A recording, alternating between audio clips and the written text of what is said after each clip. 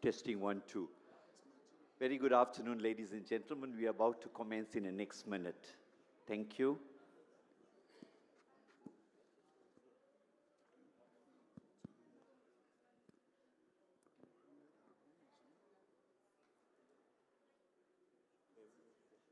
Right, thank you, ladies and gentlemen. You may be seated.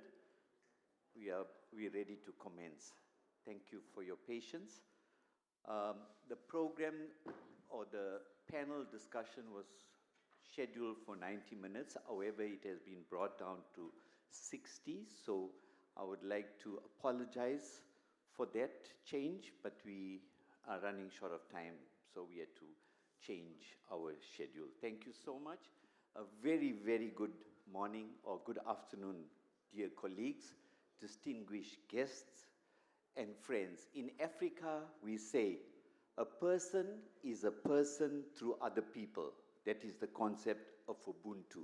I am me because of you, and I cannot exist if you do not exist. Across the world, dear colleagues, in different languages and traditions, the same truth echoes. Our humanity is interwoven. Yet, in many societies today, the threads of our social fabric are fraying under the strain of religious and ethnic tensions. This session, ladies and gentlemen, is an important session in this entire IF20, right? It is not just another conversation. It is a gathering of diverse minds, committed hearts, and lived experiences from South Africa, Southeast Asia, and beyond. Our aim this afternoon is to explore how religious literacy, the ability to understand, respect, and navigate different belief systems, can become a tool for solidarity, healing, and peace. We are not here to speak about tolerance in theory. We are here to challenge each other with practical, actionable steps. By the end of today's session, with your assistance, we hope to enrich the G20's proposals with solutions born from your insights, grounded in community realities. Let us not only share, but truly listen to each other, because the world cannot afford for us to get this wrong. I am Dr. Rajendran, Govender, Commissioner in the Cultural, Religious and Linguistic Rights Commission of South Africa, and a board member of the Pan-South African Language Board. I will ask now my fellow moderator to introduce himself. Thank you very much, Dr. Govender, and thank you, dear friends, for being with us this day. This gathering is very important and timing as we look at where the global community is today. I am Reverend Father Canice, Chinyeaka, Enyiaka. I serve as the Director of African Peace Initiative and Engagement at the Global Peace Foundation headquarters in Washington, D.C. And to put things in perspective here, looking at our topic, solidarity, education for solidarity, cross-cultural literacy addressing religious tension, violence, and harmony is the very important one. The principle of solidarity, deeply rooted in the African philosophy of Ubuntu, is crucial for advancing and appreciating cross-cultural religious literacy today, with a focus on addressing religious tensions and violence intentionally and fostering harmony among peoples. Solidarity, according to John Paul II, emphasizes the interconnectedness of humanity, the call to work together for the common good. It highlights that we are all parts of the one human family, regardless of our differences, where our differences provide intentional unity in diversity. And so what this means is that we are responsible for one another, and that's the principle of Ubuntu. If we are responsible for one another, solidarity involves recognizing the inherent dignity of every human person, sharing in both joys and sorrows, and actively working together to build a more just, peaceful society. How about education? If solidarity is about interconnectedness, how do we reach that? It's not just about knowledge and skills.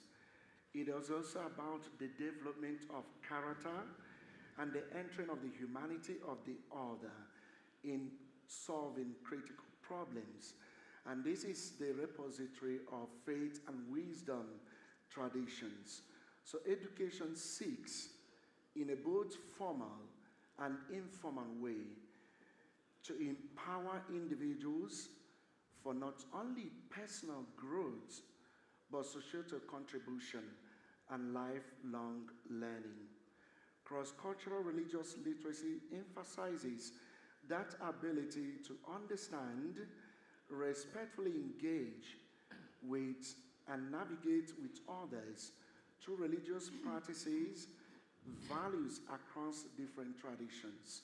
My dear friends, as our dear friend and sister Dr. Catherine Marshall mentioned today, the interfaith part of this engagement is the coming together of the moral voice in solidarity, in true education, in engaging different traditions. And we are so happy to have these esteemed, great scholars and practitioners to unpack all this. Dr. Govender. Thank you so much. So the session will go in this format. Each panelist will have just about 3 minutes to introduce themselves and the work that they do in relation to this topic. Thereafter, there will be focused questions directed to the panelists, and then you will have an opportunity to ask questions. So without much further ado, I would like to ask Mr. Matthias Ho to introduce himself and the work that he does in relation to this topic for just under 3 minutes. Thank you, Matthias. Oh, Mike. Well, thank you. Well, since it's 3 minutes, I'm not going to use my slides. Yeah.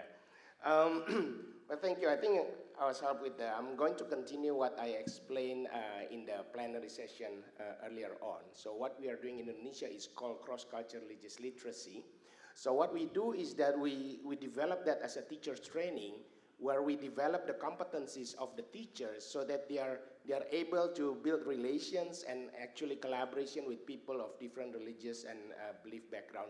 This may sound simple, but if you have lived many years or maybe your entire life in a very religious community, and then, for example, you grow up in a Christian schools and then always interact with your own Christian community or maybe from madrasah and so on and so forth, you know that sometimes your interaction is limited only in your own group.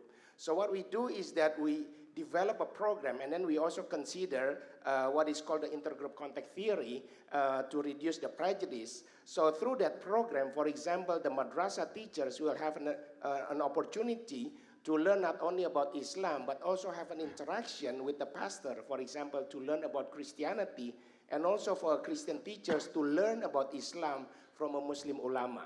So that's what we do in that program, and then we do that as a series of activities where later on the teachers will learn on how to develop lesson plans so that they can integrate that principles to teach the students in the classroom. Now what they do in the schools is that they are not trying to introduce a new subject, but what they are trying to do is, for example, in madrasah, a teacher of Arabic language, the teacher now will be able to engage the student in discussing about tolerance and building relation in a diverse community through Arabic language class. And we even have a math teacher, for example, that is now able to engage the students discussing about diversity using statistics. So that's what we try to do. Now, interestingly, I think the program attracts a lot of attention. So within the less than 4 years, we actually have trained more than 10,000 teachers from all over Indonesia.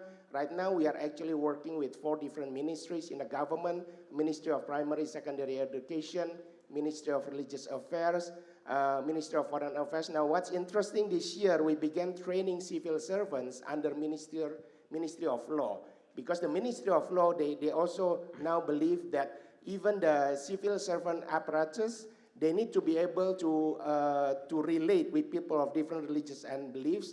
They shouldn't only have a legal technicalities, but they need to be able to engage in a diverse community. So right now we are actually in discussion with Philippines, with Malaysia, and Singapore to see how this kind of experience can actually be developed in different national contexts, because now in the ASEAN's Vision 2045 for the next 20 years, cross-cultural religious literacy is included as part of the strategy. Thank you very much for that presentation. It's very important to see how education is playing a very important role in this. Let me move to Professor Harun. You've been in the academic circle and engaged with different traditions. How is solidarity coming together in education for religious literacy? Yeah, thank you very much for this opportunity, and thanks for joining us in this discussion. I think I grew up in apartheid era, and having been boxed in by the racist system, our mind is trying to, and being Muslim specifically, we try to look beyond the racist enclaves that in which we grew up. Having said that, because of the exposure that we had over the years in terms of education, we moved from pure Islamic studies, Arabic studies, into religious studies, where I felt very comfortable over the past 20 years. And the reason for saying that is partly because one is given an opportunity to extend your presence across your own community, and to also understand that you live within a multicultural community like ours in the Cape. The Cape, by the way, this Cape Town was normally described as a cosmopolitan community in terms of its roots, genealogically, as well as otherwise. And so, having grown up in this particular environment and having taught religious studies, or more so certain courses known as religion and development, sociology of religion, philosophy of religion, it allows one to look at things through different lenses and have to enrich oneself individually, but also share that experience with the students whom I had taught over the past 20 years at the University of Botswana. And what has happened over that period is that there's an appreciation of the other, of Jewish tradition, of the Muslim tradition, of the Hindu tradition. And the understanding here is to appreciate that we have different ways of doing things, of understanding things. We might have shared values, but there are differences. And we need to, in a sense, leverage the shared values that we have to understand the other, so that there's no misinterpretation of the text. There's no misappropriation of the text. There's no misapplication of the text.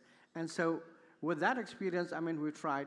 So the issue of solidarity has been partially achieved within the education environment. But the issue here is not so much within that, it is what happens outside. I'll stop there. Thank you so much for that very enlightening introduction. I now move on to Mr. Raven Hassanov. Thank you very much. First of all, I would like to thank the organizer for having today Azerbaijan delegation. We came 20 hours with flight here, participate G20 forum. Special thanks Professor Cole Durham and our dear friend Catherine Marshall. So I'm coming from the country which is multi-ethnic and multi-confessional, and this is our reality, but multiculturalism and diversity in our society is not just a slogan. It's a government, it's a state policy, it's a part of policy inside the country, and also part of our foreign policy. And I have a privilege to lead Baku International Multiculturalism Center, which already 12 years, and this is international center which is functioning in 27 countries, and one of the special directions or aims our center is working with youth and developing the programs for youth. And we designed special discipline and the subject which is calling multiculturalism, Azerbaijani multiculturalism, and it is mandatory subject in all Azerbaijani universities at the bachelor and master degree. We are teaching we are training the teachers, and we are practically organizing a winter and summer school for youth all around the world. And also this subject have been taught in 27 world universities, starting from US till Indonesia. And there is also special programs which is we're developing with our international partners, also giving the youth possibility to recognize the sign of manipulation, exploitation, and discrimination. So we have many programs with youth. In next minutes I will explain, and I will mention all this. Thank you very much. All right, thank you very much.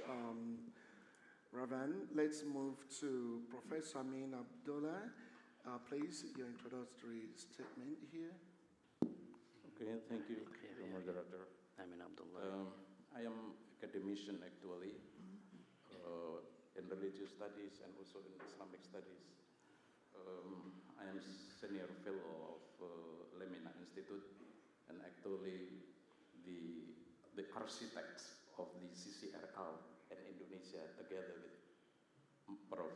Matthias. Why cross-cultural religious literacy is so very important today in multicultural society?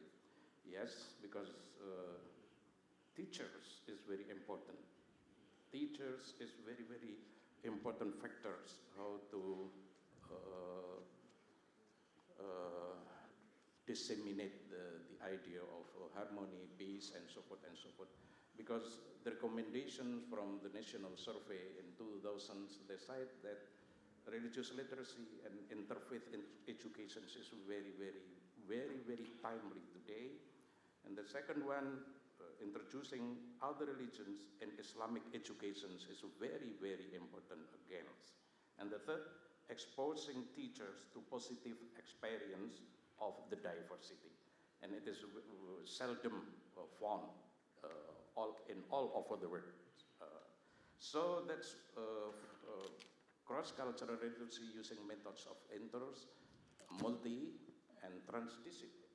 Without using inter, multi, and transdisciplines, it is very difficult how to explain, to deepen the issue of cross-cultural religious literacy. So there is a triangle, something like that. The first, three competency. Cross-cultural literacy has a three competency. The first, personal competence. I mean, everyone have to know their own text comprehensively. The second one, cross-cultural and comparative competency. They have to know the other religion, the other faith. And the third is the collaborative competency. Without that three component, it is very difficult to disseminate the idea of cross-curricular literacy. And as my friends, Dr. Matthew said, that it is because of this important. So in the ASEAN summit meeting in Kuala Lumpur, they declared that cross-cultural religious literacy is adopted in ASEAN. Thank you very much. Thank you very much, Professor. We now move on to Harifa Anta. Thank you so much. I greet you with the universal greetings of peace. Assalamu alaikum wa rahmatullahi wa barakatuh. And with the prophetic saying, "Talabul ilmi faridatan ala kulli Muslim." Seeking knowledge is a duty of every believer. My name is Arifa Hunter. I come from a grassroots social movement that campaigns and advocates for quality and equality in South African public education system. So equal education is a movement of learners, parents, and post-school youth who are diverse and youth-led to address the education system in South Africa. So we use youth-led activism, and our youth are called equalizers that play a central role in addressing issues the challenges that they face so starkly in the education system in South Africa. So we use research and advocacy to organize, mobilize, and political education to push for systemic changes in the education system. When we unpack education for solidarity, we understand the role of education plays in building unity and mutual support among everyone. Education is a key and transformative to ground people in how they see themselves and around them. So in equal education, school communities are extremely crucial in shaping the identities and the views, assisting in learning and unlearning. But we also know that we cannot leave our identities behind when we enter the world, right? So I think I want to ask each one of you guys here, what identities have you brought into the room, but what identities you had to stifle to be here? Right? Thank you very much, Rifa. Let's move to Dr. Kamilov.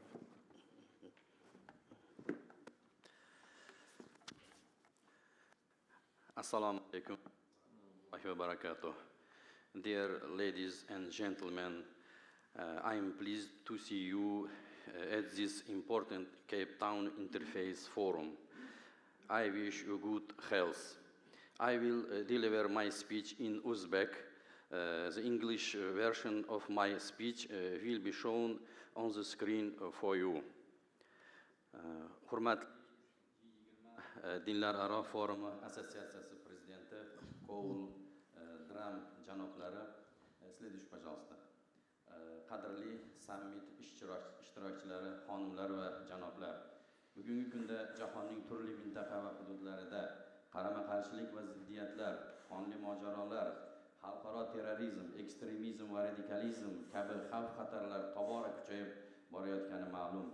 Statistik ma'lumotlar shundan dalolat beradiki, konfliktlar ko'lami so'nggi 5 yil mobaynida bir necha karraga ortib, turli mamlakatlar va xalqlar o'rtasidagi barqarorlikka tahdid solmoqda. Shunday sharoitda xalqaro hamkorlik va hamjihatlikni mustahkamlash, umumiy xavf-xatarlarga qarshi birgalikda kurashish bugungi kunning dolzarb vazifalaridan biriga aylandi. Terrorizm va ekstremizmga qarshi samarali kurashish, tinchlikni ta'minlash, inson huquqlarini himoya qilish, gumanitar inqirozlarni bartaraf etish kabi yo'nalishlarda davlatlar o'rtasida hamkorlik nafaqat mintaqaviy, balki global barqarorlik va xavfsizlik uchun muhim omil hisoblanadi. Следующий, пожалуйста. Ushbu o'rinda Birlashgan Millatlar Tashkiloti, Yevropa Ittifoqi, G20 kabi nufuzli xalqaro va mintaqaviy tashkilotlarning tinchlikni ta'minlashga qo'shayotgan bebaho hissasini alohida ta'kidlab o'tish joiz. Xususan Birlashgan Millatlar Tashkilotining tinchlik va xavfsizlik, inson huquqlarini himoya qilish, barqarorlikni ta'minlashga qaratilgan xalqaro tuzilma sifatidagi o'rni yuksalib bormoqda. Следующий, пожалуйста. 2014-yildan buyon har yili muntazam o'tkazib kelinayotgan dinlar aro forum turli dinlar uchun o'zaro muloqot platformasi vazifasini bajarib, millatlar aro va dinlar aro bag'rikenglik muhitini mustahkamlashga alohida hissa qo'shib kelmoqda. Bugun jahon hamjamiyatida Markaziy Osiyo mintaqasining roli kun sayin oshib bormoqda. Mintaqa dunyoning rivojlangan mamlakatlaridan muloqot maydoniga aylandi. Buni hozir mana taqdimotda ko'rib turibmiz. Следующий, пожалуйста. Bu dunyoning yetakchi davlatlari tomonidan Markaziy Osiyoga bo'lgan qiziqish kun sayin ortib bormoqda. Ma'lumki, diniy bag'rikenglik har qanday jamiyat taraqqiyotining muhim omillaridan biri hisoblanadi. Следующий, пожалуйста. Jumladan e'tiqodga mansub ayrim shaxslarning boshqa dinlarga nisbatan toqatsiz munosabati natijasida afsuski. Thank you very much. Thank you. You may take your seat. Thank you. You will have an opportunity of expanding. Thank you. Thank you very much. Right, now we move on to the next part of today's panel discussion, and that is focus questions to each of the candidates. So I would start with Matthias Ho. Indonesia has a long tradition of managing religious diversity. How has cross-cultural religious literacy been practically applied in your context, And what can other countries learn from it? Very briefly, you have 3 minutes. Thank you. Matthias, oh. Well, thank you. I think that's one of the misconception is that when you're born in a diverse community, then automatically you'll have the ability to relate in a diverse community. I think in today's world it's becoming more complex, especially with the social media and everything else. The society is becoming more fragmented. So oftentimes, actually the people spend more time in their own groups. So what we are trying to do with the cross-cultural religious literacy, we realize that the competencies to live in a diverse community is nothing new for Indonesia. Indonesia were able to gain our independence in 1945 because of the unity of the people at the time. So what we are saying is that the cross-cultural religious literacy approach is to help the people to really dig into their heritage again, the values that really make them into one people, one united people, and how to make it into the contemporary world. So I think it's very important because I think the diverse community also need to have an understanding of their identity, their history. So what we try to do is that we set, and I think one of the important point as well is that in this program, we always partner. So I need to acknowledge the success of the program is because of the partnership with more than 40 education and religious organizations that we are working together, including the government. And it's very important, for example, when we do the training for the Muslim teachers, for example, we collaborate, for example, with the National Mosque of Istiqlal, with many of the state Islamic university in Indonesia. When we work with the Christian teachers, we work with the Christian school foundations or with the Hindu Teachers Association. It's very important for the teachers. I think one of the things that was mentioned in previous plenary is the role modeling. So what we want to show is that the program itself is actually a model of how we can collaborate, multi-faith, and then show to the teachers that we are not just preaching, but we need to be able to practice what we preach. So I think it's very important on how the program itself actually become a concrete model of the values that we are trying to teach, and make it as simple as possible, as concrete as possible, so that the teachers understand how they can take it to the next step to the students. Thank you. Wonderful, dear Matthias. Let's move to Professor Haran. You mentioned earlier that you lived through apartheid and transcended some of those challenges using universal values. But we know that today we live in a world where people are tied to past hurts and experiences. In the context of cross-cultural religious education, which is also tied to ethnic experiences, how can we transcend and move forward as a human family? Yeah, thank you very much. I think let's just come back to the point that you made as you sort of sketched my background.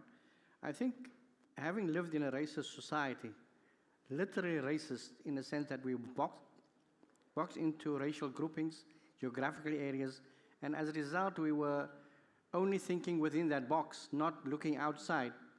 So that in itself has impacted upon our generation, if I can put it that way, and we carried it through into the post-apartheid era.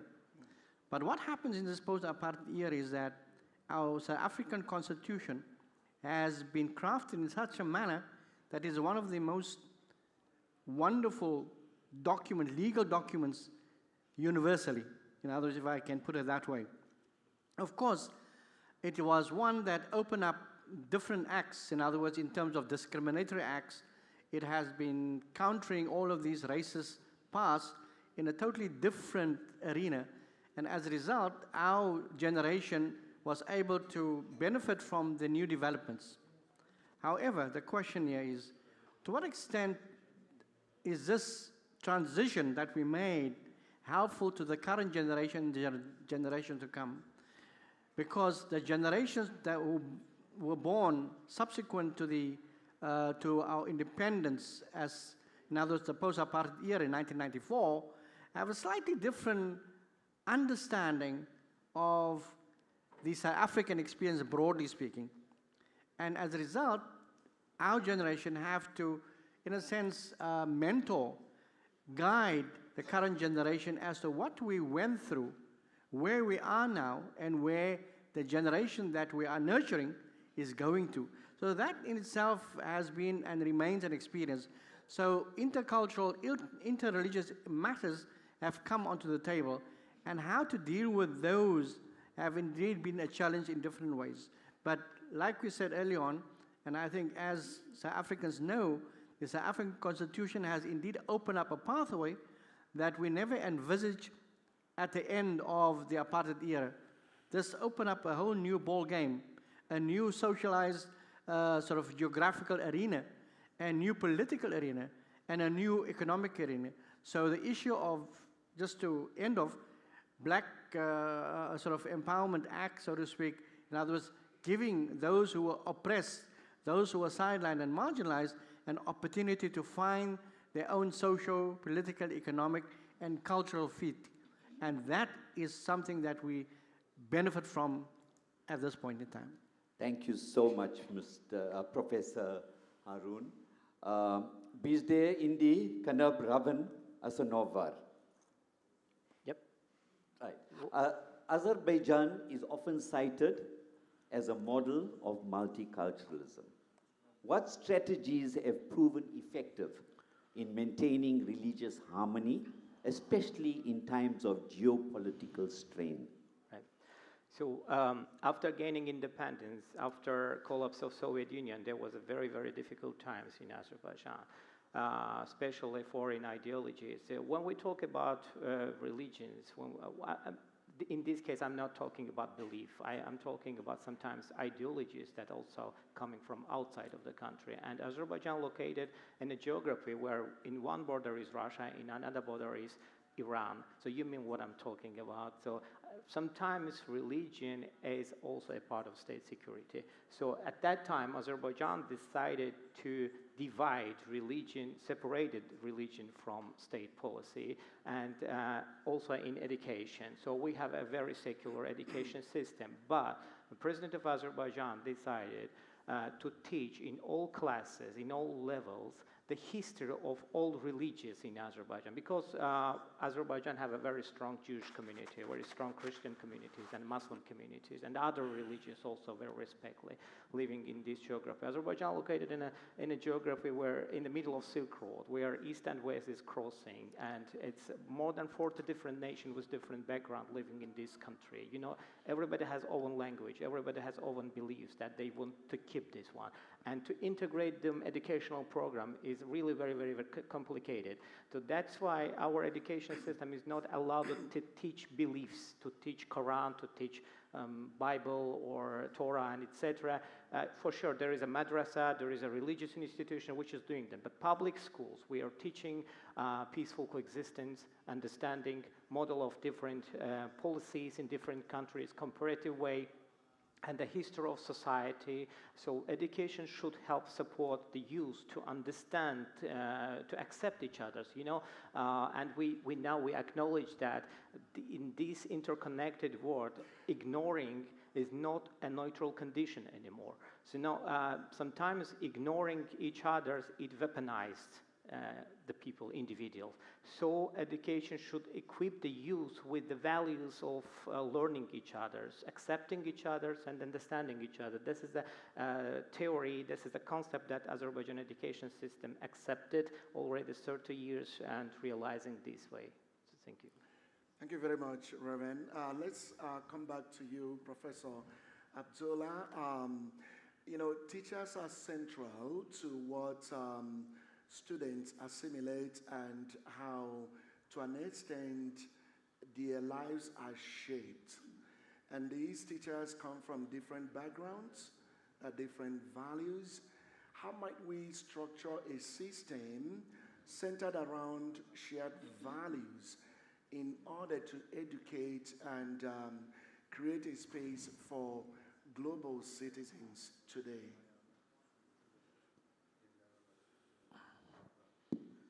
Thank you. It's very good questions, but difficult also to answer. Of course, we have built new menu for them. As I said, that those teachers should learn their own religion, but it is not enough. They have also to learn other religions. And after that, the ending, the results is collaboration. So this is what I say, it is new menu for the teachers.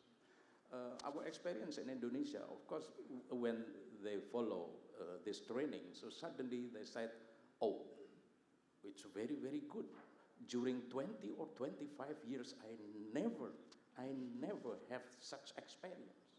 Because in this training, in cross-cultural religious literacy, then they will listen from the Christian, they will listen even from the Jews, directly from New York, directly from where is it, the Palestine and so forth. So they have their own experience in direct encounter with those people. So this will make their decision later when they come to the class. Thank you. Thank you. Thank you so much, Professor. Now we move on to Arifa Hunter. And this question will interest Professor Sepo Madlangosi from the Human Rights Commission, who is seated here. Youth voices are essential in building solidarity. What barriers do young people face in engaging meaningfully in interfaith and intercultural dialogue?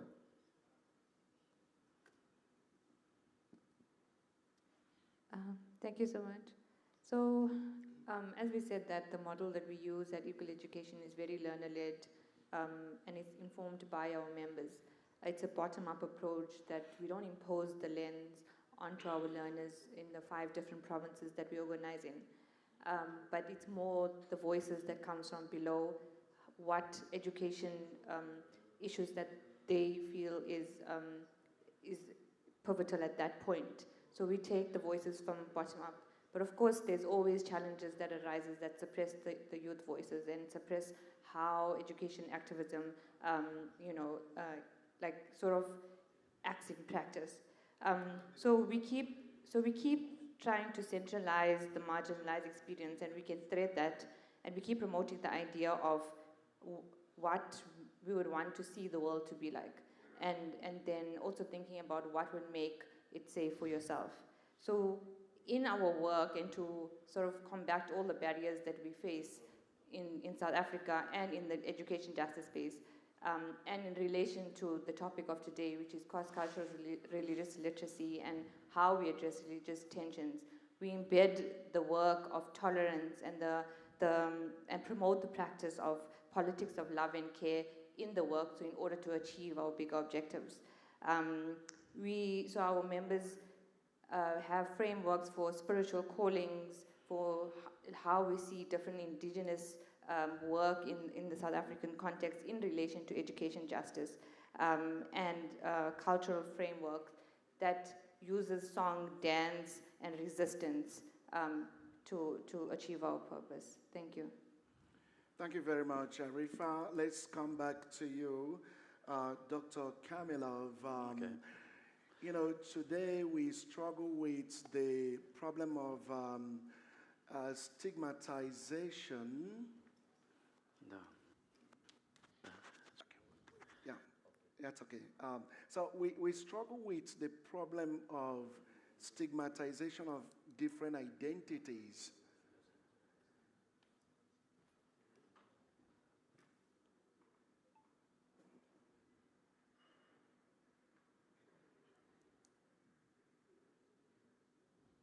When it comes to issues around extremism and terrorism, some religions' identities are stigmatized, which makes it difficult for us to collectively deal with these challenges.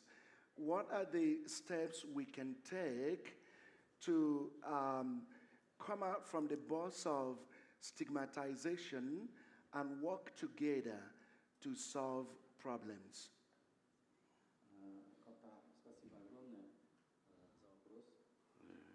Thank you very much for your question. Да. Действительно, это вопрос очень тонкий и очень щепетильный. This is a question is very difficult and also is very painful.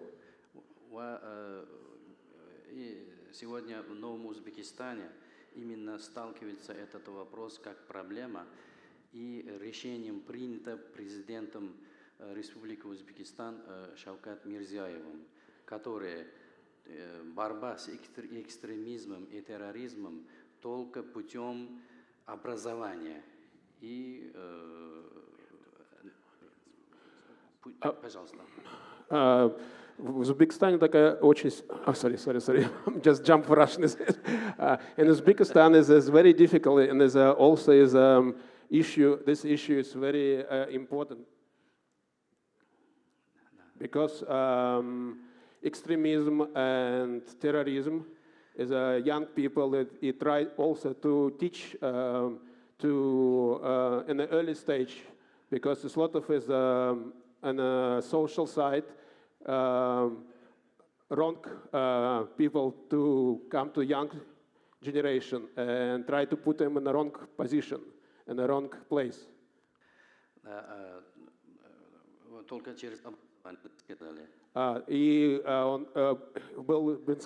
Only for educationally we can help like this. За это у нас вся инфраструктура создана президентом Республики Узбекистан. Also, as president of Uzbekistan is making infrastructure for this issue. Значит, образование, именно в религиозное образование у нас ведется в 3 направлениях. And learning in the 3 stage of religion and religions, in the 3 stages religions. Это профессиональное образование. This is a professional. Который у нас 14 медресе, которые обучаются ислам. Обучается, they make learning for Islams. Медресе. И 2 у нас христианских семинаров. For Christian as well. А второе направление – это общее образование. And second question is full of education. Это больше 10 тысяч школ, More than 10,000 schools in Uzbekistan. Там дается предмет история религии. Thank you so much. Thank you for that very, very enlightening response. Right, so colleagues, we have come to the stage where you, as the audience, will be given an opportunity to ask any panelists any questions, but it has to be very quick, a very succinct question without giving a long lecture. Thank you. You will have an opportunity of being panelists at the next conference. So just a very quick question pointing to anyone here. So can I ask for any responses? And by the way, Nicholas is going around with a template where if anybody would like to assist in this issue about addressing religious tensions, violence, and harmony, you can put your names there and your details, and we will contact you. Right, let's get questions. There's one here. Let's take the first 3. 1, 2, 3. So start. Right. Give your name and a question quickly. Hi, my name is Haley Fudu. I'm actually going to challenge you here because there are experts in the room that can speak to this and don't maybe need to have a question to the panelists, but to share some insights from the other contexts of the world. So if you'll allow me, I was listening to a professor from Azerbaijan. Azerbaijan. Right. Sorry. It's okay. And talking about educating for coexistence and how exciting that process is. I wanted to share in the South African context.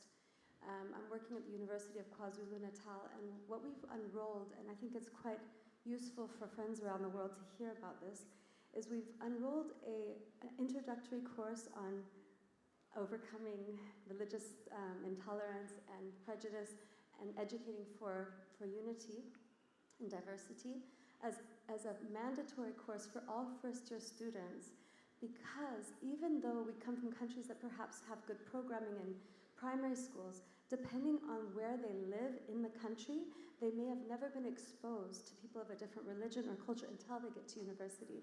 So in these spaces, what happens is you have an African young man sitting with a Muslim Indian woman. It's the first time they've ever had a conversation with somebody from that context. And what happens in those spaces is really miraculous and important to the development of our countries in overcoming these challenges. So I wanted to share that because I think as we explore how to bring about answers to these questions in our countries, we need to look at the education in the primary and high school settings, as well as a universal system within the university settings, independent of what course of study people are taking. Thank you. Thanks so much. Let's move to the next question. Thank you very much. My name is James Elman from Faith of Love Communities. Very similar. It's not a question, but before I say this, I just wanted to speak about Ms.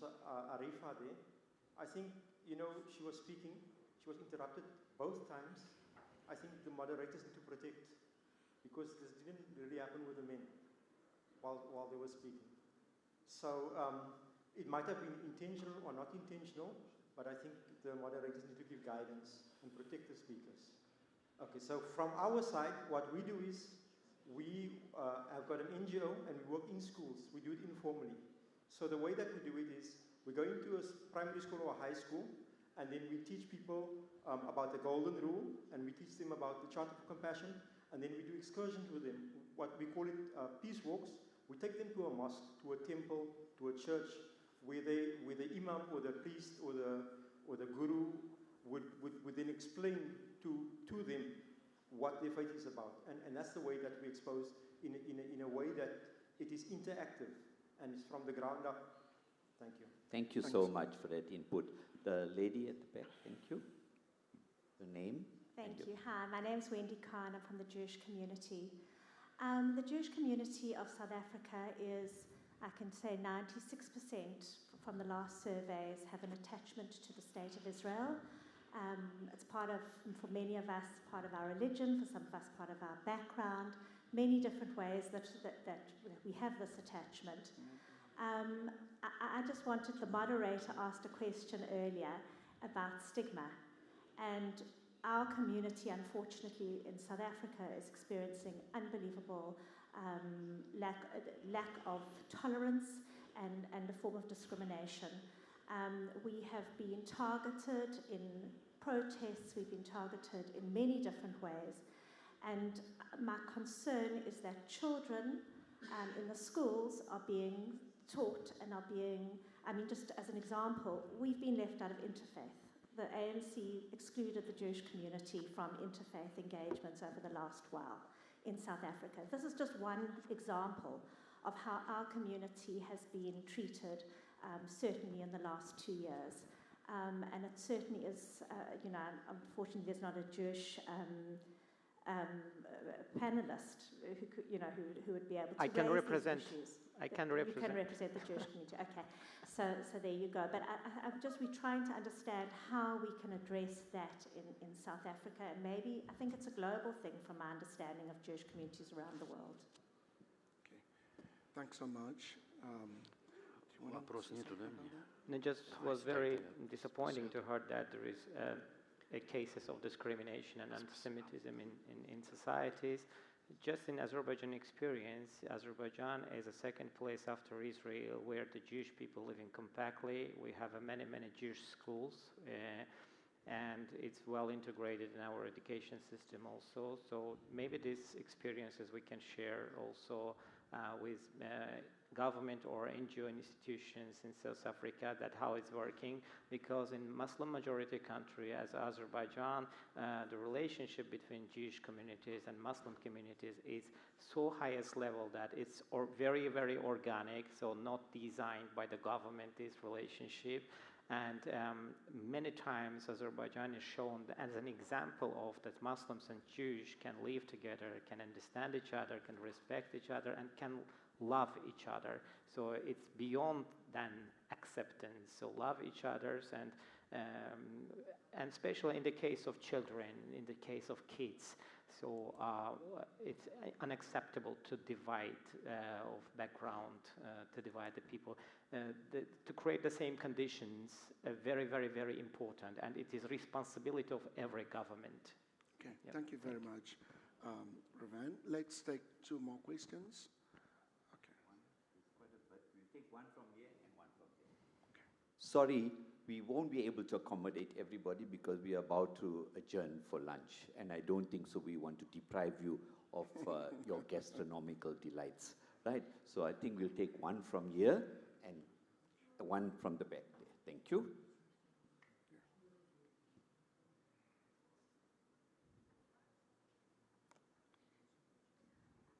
I'm Dr. Tyra Mathy. I'm serving on the African Union Interfaith Dialogue Forum and also on Religions for Peace in South Africa. By profession, I am an educationist, and my work is on the creation of peaceable schools. I want to respectfully acknowledge all the speakers, but I particularly want to focus on the word violence in the title. Because violence has many faces, and sometimes it's disguised. So perhaps I want to ask, this exclusion of women that we see in this conference, in the panels and the discussions, should really resonate with men. When you are being asked to present, is it perhaps time that men take the lead on this when they are being asked to present, to ask, is there perhaps a woman who could speak on this or present? Can I take the back seat now so that the 1/2 of the world's population who's been consistently left out of all arenas of society can be more included? Secondly, to South Africa, we have a lot of violence in our schools. When we educate, we want peaceful people to participate in society. Could we have peace-building programs in our school? We have life orientation, which is really a useless subject as it stands at the moment. Thank you. Thank you so much. I think we acknowledge, and I think the organizers are here. They'll take note of your concern. Colleague in the back, thank you.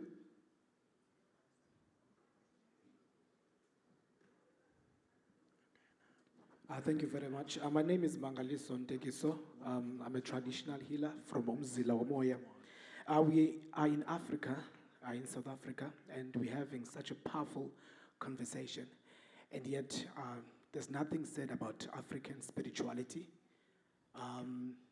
traditional spirituality, and we are talking about religious literacy. And we are excluded. I've been listening from ever since I was in this conference. Nothing is really said. There are traditional leaders, but there's nothing said about traditional spirituality. And I would really like to put it out there that in future, it would be nice to have both seniors and young voices in those groups. Thank you very much. All right, thank you very much, my dear brother.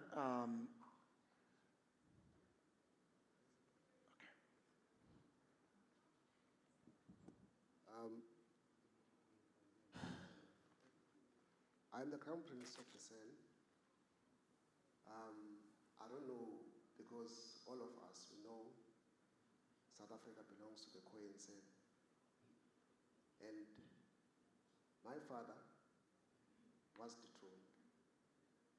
And our people were massacred in KZN together with the Indians. I wanted to talk about specifically about Isifanakalo. Isifanakalo is our language. You call it Latin lingua.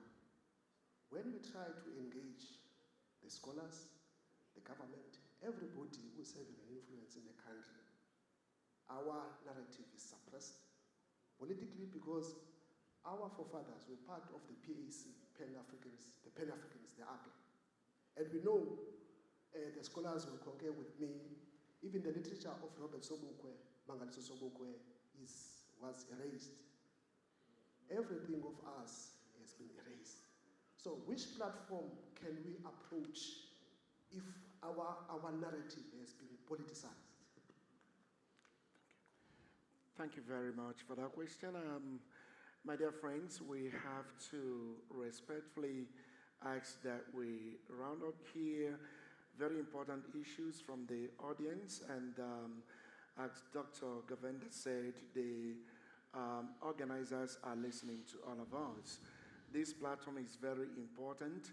Issues that have not been addressed offer us great opportunities in the future. And that is why this gathering is very important.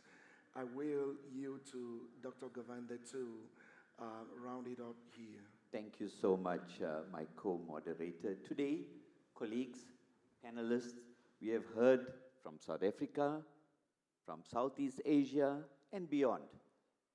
But more importantly, we have heard from one another as human beings, bound by a shared responsibility. If we leave here today only with ideas, we have failed.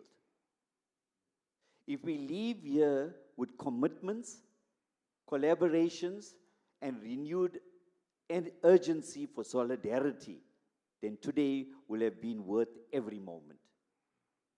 Ubuntu teaches us that humanity is incomplete without yours, and that truth must guide us forward. So I would like to thank every one of you, all the panelists here today, for your valuable insights, right? To commit yourself towards addressing religious tensions, violence, and harmony in the respective countries that you come from. I would like to thank the audience, right, who have sat here and listened to these deliberations. And remember, right, we've planted seeds for further discussion. We cannot have everything completed in this one session, 1 hour, right? But you have provided us with insights through your questions, and we'd like to thank you most sincerely. And we would like to wish you well and wish you well for the balance of this conference, right? So we adjourn the session, and I think lunch will be served now. Am I correct? Thank you so much. Okay. Let's get a picture here. Panelists, please come for picture. Come for picture. Picture, please. Yeah.